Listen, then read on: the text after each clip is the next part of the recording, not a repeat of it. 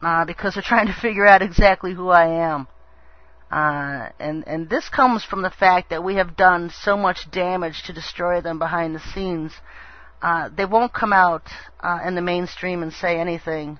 You'll see denial in the codes. As far as Maitreya comes, when he comes, he's going to deny that we've done anything to his forces, have destroyed most of his forces, but that's exactly what's going on behind the scene. We're destroying a lot of their forces because they cannot breathe in this orgone. If they're in an orgoned area, it burns them, and it's giving them a plague, some kind of necrosis plague, and it's destroying his forces, and so they're furious. And that's why you're seeing these delays, because Maitreya could have come earlier this year. He could have come in September, and we keep seeing delay, and now he has another strong arrival code for November. And the reason he's apprehensive about coming, and you'll see it all the time that he's apprehensive when he comes, is because they've had to make a lot of last-minute changes to their plans, because he's not going to have the full angelic forces with him that he thought he would when he was going to arrive, because we've knocked so many of them out. The Lord's people all over the world have been busy. It's been busy. And so some of the things they're just really furious about, the fact that this Maitreya being exposed, because he's not Cain. He is a tall gray alien, and I'm going to put a picture of him on my website, because I have one of this Christ Michael, this Hatan that the New Agers call him, and he is a tall gray alien. And he admits it in his writings, and I have it on my website at NasaraSucks.com.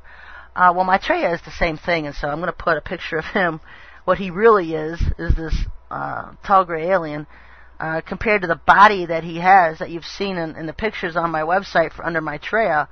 That is what Cain looked like. That is a split image picture mirror of who Cain was and looked like. And so he's going to take this body of Cain and come as Christ Maitreya. He's going to come as Krishna and as Buddha.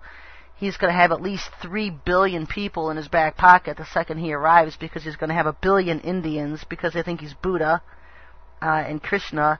And then you've got all these Arabs who are going to buy the fact that he's their long-awaited Mahdi, their 12th Imam, their Messiah. And his arrival is imminent, folks. It's imminent. Anytime. Right now he's just trying to, I don't know what they're doing behind the scenes besides freaking out. I don't know when he's going to come. And they're also amazed that I've been able to detail the 4 horsemen of the apocalypse, because I know last week on the show I've spent the last month on the 4 horsemen of the apocalypse, and I know who each one of them are now. I know last week I said I didn't know who the white horseman was, but I do know who that is now. And not really ready to reveal that one yet, because it's still writing. The white horseman will clash with the black horseman, obviously. And but I've already detailed the other 3. The red horseman being George Bush, the black horseman being this Maitreya that's coming, and the pale horse is Jesus, this Sananda, Jesus that's coming as Jesus Christ of the churches. He is the rider of the pale horse. And he will be riding in 2009. The black horse will start riding in 2008, if not sooner. He could always start this year. I just don't think so. I think we've handed them such a huge already ambush on a defeat on a lot of the plans that they've had. That they've had to refix, sit back and rework some things. And they're trying to figure out who it is and what it is that's destroying them, because they haven't figured that part out yet. They haven't figured it out yet. Another thing that I've been finding out, and I put on my list this week, something I've seen in the codes, is that the gold vaults are empty in the United States. There is no more gold. And so just the fact that our economy and our dollar is still propped up is just mere fiction. There is no more gold in the vaults of America, and there is no more stored grain in the grain houses of America. And so if a famine should strike, we're looking at double whammy here, because there used to be a law where they had to have a certain amount of food set back for each American for at least 3 days, and they've done away with that. They've emptied out the storage houses. They've emptied out the gold vaults, and you can look at the Bush crime families and the Bush and Clinton crime families as to where the gold has gone. I don't know exactly where the gold has gone. I just know that the government no longer has it. it's in the hands of criminals.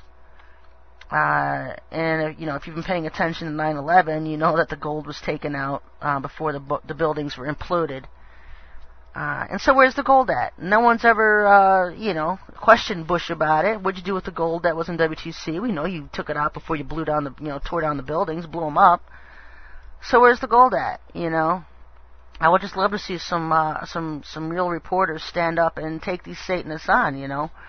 I know back when I was in school, the only dream I had was to be a television news reporter. It's what I wanted to do, and I had been recruited by CNN to be an intern at CNN by Jerry Levine. And Jerry Levine had been a prisoner in Iran. He was a news reporter, held prisoner in Iran for a year during the hostage crisis, and he went from reporter to working in the intern department. Had flown all the way to Liberty University to offer me the internship to CNN. And I turned it down at the time because I had taken another internship within D.C. That for some reason just disappeared, never panned out. But the Lord wanted me out of that business. He wanted me out. And I could see why now.